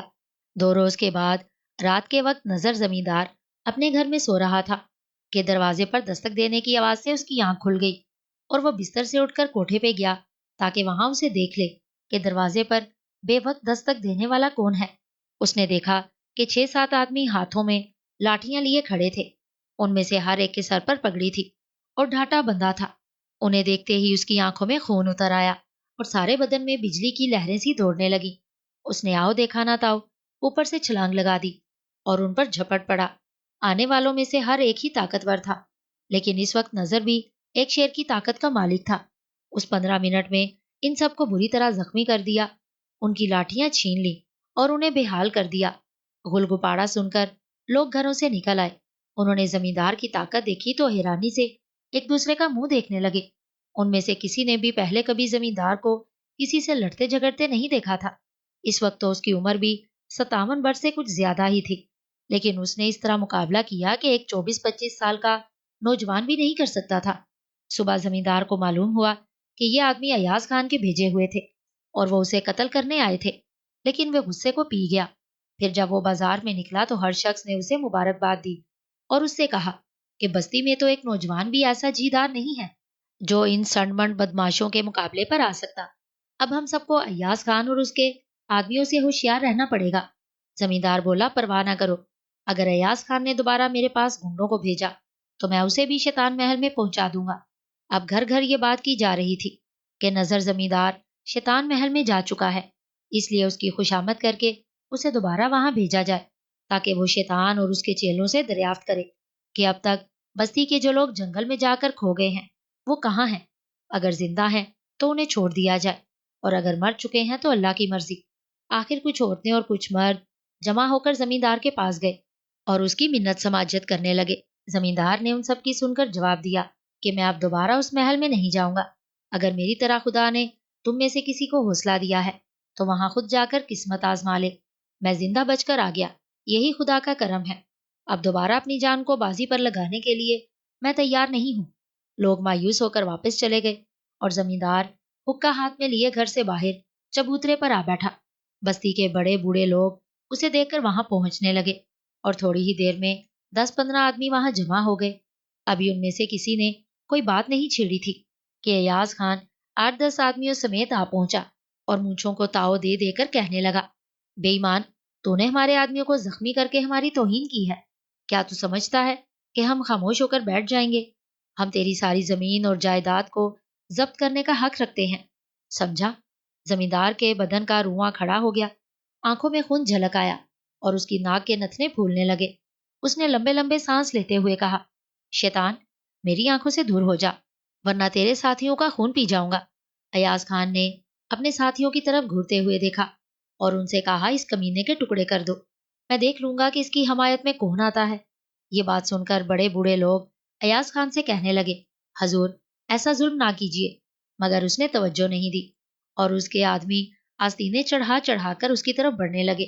زمیندار نے چبوترے سے جست لگائی اور ایاز خان کی کنپٹی پر ایک ایسا مکہ رسید کیا کہ خون بہنے لگا اور وہ زمین پر گر پڑا.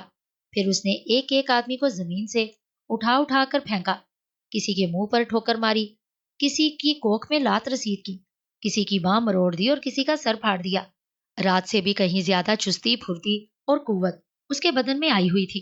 اس وقت اس کا حال اس بپھرے شیر جیسا تھا جو شکاری کتوں میں گھر گیا ہو اور اس کا بال بھی باکانہ ہوا ہو. ایاز خان اور اس کے ساتھی سر پر پاؤں رکھ کے گرتے پڑتے بھاگے اور بھاگتے بھی ایسے کہ گھر پہنچتے تک انہوں نے پلٹ کر نہیں دیکھا. اب ایاز خان کو یقین ہو گیا تھا کہ وہ زمیندار کا مقابلہ نہیں کر سکتا. اس نے دل میں کہا کہ اگر زمیندار اپنے آدمیوں کو اشارہ کر دیتا اور وہ بھی ہمارے مقابلے پر آ جاتے تو آج شاید ہم لوٹ کر یہاں نہ پہنچتے. اب بہتر یہی ہے کہ اسے بدلہ لینے کا ارادہ چھوڑ دیا جائے. پھر اس نے اپنے تمام آدمیوں کو حکم دیا کہ آئندہ زمیندار نظر کی طرف کوئی شخص بھی نگاہ اٹھا کر نہ دیکھے. اس واقعے کے بعد زمیندار نظر کا دل بہت سخت ہو گیا اور وہ عجیب عجیب حرکتیں کرنے لگا. دوسری ہی رات گاؤں والوں نے دیکھا کہ سنتوں کو وہ پیٹھ پر اٹھا کر لے بھاگا. حالانکہ سنتو ایک کڑیل نوجوان تھا، 2-4 کے قابو میں تو آتا بھی نہیں تھا، لیکن اس وقت بے بس تھا. زمیندار نے اسے اس طرح قابو میں کر رکھا تھا جیسے شیر ایک ہرن کو کر لیتا ہے. لوگ لاٹھیاں اٹھا اٹھا کر اس کے پیچھے دوڑے اور بڑی مشکل سے سنتوں کو اسے چھڑایا. وہ ایک خونخوار درندے کی طرح گھورتے ہوئے کہنے لگا میں اس کا خون پینا چاہتا تھا، خیر کوئی بات نہیں، اب کسی اور کا پی لوں گا. اس بات سے لوگ ایسے خوفزدہ ہوئے کہ انہوں نے گھروں سے باہر سونا چھوڑ دیا پھر ایک روز وہ شادا کے بیٹے کو اٹھا کر گنوں کے کھیت میں لے گیا۔ اگر دو چار دیہاتی اسے نہ دیکھتے وہ اس کا گلا کاٹ کر خون پی جاتا، لیکن دیہاتیوں نے شور مچا دیا اور 25-30 آدمی لاٹھیاں اور کلہاڑیاں لے کر پہنچ گئے اور شادا کے بیٹے کو بچا لیا۔ پھر ایک دن زمیندار جھیل کے کنارے بیٹھا تھا کہ گڈریا بھیڑ بکریوں کا ایک گلا لیے اس کے قریب سے گزرا۔ بھیڑ بکریوں کو دیکھتے ہی زمیندار کی آنکھوں میں چمک پیدا ہو گئی اور وہ ان پر جھپٹ پڑا۔ اس نے ایک ایک بکری کو اٹھا اٹھا کر جھیل میں پھینکنا شروع کر دیا۔ گڈریا پہلے تو چیختا چلاتا رہا، لیکن جب زمیندار پر کوئی اثر نہ ہوا تو اس نے دوڑ کر لاٹھی سے اس پر حملہ کر دیا اور اس کی پیٹھ اور سر پر 4-5 ایسے وار کیے کہ اگر کوئی اور شخص ہوتا تو نڈھال ہو کر گر پڑتا، لیکن زمیندار پر کوئی اثر نہیں ہوا۔ گڈریا ایک اور وار کرنا چاہتا تھا کہ زمیندار نے ایک ہاتھ اس کی گردن پر رکھا، دوسرے سے اس کی ٹانگیں پکڑی اور بکری کی طرح اسے بھی جھیل میں پھینک دیا اور کہا لگانے لگا۔ گڈریا ڈوب ہی جاتا، لیکن خدا جسے رکھے اسے کون چکھے۔ کچھ لوگوں کا اس طرف سے گزر ہوا اور انہوں نے اسے بچا لیا۔ غرض آئے دن ایسے ہی واقعات پیش آنے لگے۔ لوگوں نے بہت کوشش کی لیکن زمیندار کسی کے قابو میں نہیں آیا۔ بڑھیا آہستہ آہستہ سیڑھیاں چڑھ رہی تھی۔ 7ویں سیڑھی پہ پہنچتے ہی اس نے سانپ کی پھنکار سنی اور ٹھٹک کر رہ گئی۔ اس نے آنکھیں مل مل کر ادھر ادھر دیکھا، لیکن سانپ نظر نہیں آیا۔ پھر اس نے اوپر والی سیڑھیوں اور دیواروں پر لاٹھی ماری تاکہ سانپ بھاگ جائے، مگر پھنکار میں کمی نہ ہوئی۔ اور حیرانی کی تو بات یہ تھی کہ یہ آواز کبھی اوپر کی طرف سے آتی، کبھی دائیں طرف سے، کبھی بائیں طرف سے۔ بڑھیا دل میں کہنے لگی کہ یہ سانپ کہیں مجھے ڈس نہ لے۔ اگر اس نے مجھے ڈس لیا تو میں اپنے لال کو دیکھے بغیر ہی چل بسوں گی اور میری لاش یہی گل سڑ جائے گی۔ وہ چند لمحے گمسم کھڑی رہی، پھر اس نے سوچا کہ جو ہونا ہوگا ہو رہے گا، اوپر چلوں اور اپنے لال کو تلاش کروں۔ وہ ایک سیڑھی پر چڑھی اور اب اسے پھنکار مارنے والا سانپ صاف نظر آ گیا۔ وہ بہت تیزی سے سیڑھیاں اتر رہا تھا۔ بڑھیا اسے راستہ دینے کے خیال سے ایک طرف سکڑ کر بیٹھ گئی۔ وہ تیزی سے اترتا نیچے والی دوسری سیڑھی پر پہنچ گیا۔ پھر اس نے اپنا پھن اوپر اٹھایا اور بڑھیا کے گھٹنے کے قریب لا کر پھنکار ماری، مگر بڑھیا ڈری سہمی بیٹھی اسے دیکھتی رہی۔ سانپ نے 3 پھنکاروں کے بعد 2 بار منہ مار کر ڈس لیا۔ بڑھیا کو دونوں بار سوئی چبھتی ہوئی محسوس ہوئی۔ وہ بیٹھی سوچتی رہی کہ اب زہر چڑھے گا، پھر میں نیلی پڑتی چلی جاؤں گی اور نیچے لڑک جاؤں گی، لیکن ایسا نہیں ہوا، بلکہ سانپ سیڑھیوں سے پھسل کر نیچے گرا اور تڑپنے لگا۔ وہ بار بار منہ اٹھاتا اور گر جاتا، پھر وہ بے دم ہو گیا اور مر گیا۔ بڑھیا نے اللہ کا شکر ادا کیا اور پھر سیڑھیاں چڑھنے لگی۔ 3 سیڑھیاں چڑھنے کے بعد 5ویں سیڑھی پہ اسے 3 پلیٹیں رکھی نظر آئیں، ایک میں بالائی، دوسری میں حلوہ اور تیسری پلیٹ میں فرنی رکھی تھی۔ بڑھیا انہیں دیکھ کر سوچنے لگی کہ اس مینار میں بھوت، جن یا کچھ اور بلائیں رہتی ہیں، یا کسی جادوگر نے یہاں ٹھکانہ بنا رکھا ہے، ورنہ یہ سب کچھ کیا ہے۔ اس نے اور زیادہ سوچنے کی بجائے لاٹھی مار کر تینوں پلیٹوں کو نیچے پھینک دیا۔ چند سیڑھیاں چڑھنے کے بعد اسے ایک بھیڑیا نظر آیا جو بیٹھا انگڑائیاں لے رہا تھا۔ اس نے بلا سوچے سمجھے ایک لاٹھی اس کی پیٹھ پر رسید کر دی۔ بھیڑیا تڑپ کر اور سیڑھیوں سے گرتا چلا گیا۔ غرض اسے اوپر پہنچنے تک بہت سی چیزیں ملی، مگر وہ حوصلے کے ساتھ چڑھتی چلی گئی۔ اوپر ایک چوڑی جگہ تھی اور بہت روشن تھی۔ وہاں اس نے دیکھا کہ اس کا لال دیوار سے لگا کھڑا ہے اور اس کے پاؤں میں شیر کا ایک جوڑا بیٹھا ہے۔ شیر اور شیرنی دونوں کے چہرے بہت ڈراؤنے تھے۔ ان کی آنکھوں میں ایک ایسی چمک تھی کہ ان کی روشنی میں اندھیرے کی ہر چیز صاف نظر آ سکتی تھی۔ بڑھیا نے بیٹے کی طرف دیکھتے ہوئے کہا، میرے لال، تم یہاں کب سے ہو؟ اسرار بولا، امی جان، آپ واپس جائیے، یہاں شیطان کا راج ہے۔ اسی وقت شیروں نے دھاڑنے کے خیال سے منہ کھولا۔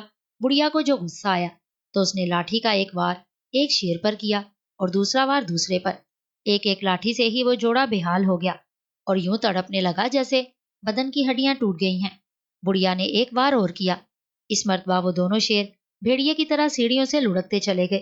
اسرار دوڑ کر بڑھیا سے لپٹ گیا اور اس کے گلے میں باہیں ڈال کر کہنے لگا، امی جان، میں حیران ہوں کہ آپ یہاں تک کس طرح پہنچ گئیں۔ وہ بولی، بیٹے، یہ سب خدا کا کرم ہے، اب میرے ساتھ چلو، دیر نہ کرو۔ وہ کہنے لگا، امی جان، میرے سر پہ دیکھو، یہ ایک بہت بہت بڑی نظر آ رہی ہے نا؟ اگر میں نے اسے ہلاک کر دیا تو اس مینار اور اس کے نیچے بنے محل پر جو خراب اثر ہے وہ فوراً دور ہو جائے گا۔ بڑھیا اوپر چڑھ کر بولی، اسے تم نہیں، میں ہلاک کروں گی، اور اس نے لاٹھی مار مار کر اسے مار دیا۔ پھر دونوں نیچے اتر آئے۔ عامر کی لاش دروازے میں پڑی تھی۔ پھر وہ محل میں گئے، وہاں نواب صاحب اور اس کے منشی کی لاشیں پڑی تھی۔ بڑھیا اس طرف جانے لگی جہاں بت رکھے تھے، لیکن وہ یہ دیکھ کر حیران رہ گئی کہ وہاں سے بے شمار مرد اور عورتیں باہر آ رہے ہیں۔ اسی وقت بزرگ صورت آدمی چیختا چلاتا باہر سے آیا اور بڑھیا سے کہنے لگا، سچ بتا کہ تو کون ہے اور تیرے ہاتھ میں کون سی طاقت ہے جو تو نے میری ساری محنت کو خاک میں ملا کر رکھ دیا ہے؟ مجھے پہلے معلوم ہو جاتا تو میں تجھے ہرگز یہاں چھوڑ کر نہ جاتا۔ بڑھیا بولی، ہر چمکدار چیز سونا نہیں ہوتی۔ اب مجھے معلوم ہوا کہ ہر بزرگ صورت آدمی نیک اور اللہ کو ماننے والا نہیں ہوتا۔ میں تجھے نیک اور پیر مرد سمجھتی تھی، مگر تو شیطان نکلا۔ دیکھ، میرے گلے میں یہ تعویذ، یہ اصل میں قرآن کریم ہے۔ اس کی بدولت میں ہر بلا اور ہر مصیبت سے محفوظ رہی ہوں۔ بوڑھا کہنے لگا، اسی لیے جو مردہ تھا وہ تجھے مردہ نظر آیا، اور اسی لیے یہ بت اپنی اصلی شکل میں آ گئے۔ اگر یہ بت بنے رہتے تو میں انہیں بڑی بڑی رقموں کے عوض رئیسوں اور امیروں کو دیتا اور پھر ایک بہت بڑا آدمی بن جاتا۔ بڑھیا بولی، لعنت ہے تجھ پر کمبخت، تو نے کتنے لوگوں کے دل زخمی کیے ہیں، ان کی آہیں تجھے چین سے نہیں بیٹھنے دیں گی۔ بوڑھے نے دونوں ہاتھوں سے چہرہ چھپا لیا، پھر کہنے لگا، میں ہمیشہ کے لیے توبہ کرتا ہوں۔ آئندہ اپنی زندگی کا ایک ایک لمحہ نیک کام اور اللہ کی عبادت کرنے میں گزار دوں گا۔ میں بہت گنہگار ہوں، میں تم سب سے معافی چاہتا ہوں۔ اگر تم سب نے مجھے معاف کر دیا تو خدا بھی مجھے معاف کر دے گا۔ اور وہ دھاڑے مار مار کر رونے لگا۔ یہ حال دیکھ کر سب نے اسے معاف کر دیا۔ بڑھیا اور اسرار اور سب لوگ بستی میں واپس پہنچے تو لوگ اپنے بھائیوں، بیٹوں اور بچوں کو دیکھ کر خوشی سے ناچنے لگے۔ پھر انہوں نے جب سنا کہ بڑھیا کی مہربانی کی وجہ سے وہ لوگ شیطان محل سے باہر آئے ہیں تو انہوں نے بڑھیا کو کاندھوں پر اٹھا لیا اور سب نے مل کر اسے ہزاروں روپے اور بہت سی زمین دی۔ اس طرح اس کی زندگی بن گئی۔ ادھر بوڑھے نے مینار اور محل میں جانے والے راستوں کو پتھر چنوا کر ہمیشہ کے لیے بند کروا دیا۔ اگرچہ وہ مینار ابھی تک خونی مینار کے نام سے مشہور ہے، لیکن اس روز کے بعد وہاں کوئی خون نہیں ہوا، کوئی بت نہیں بنا اور کوئی مردہ زندہ نظر نہیں آیا۔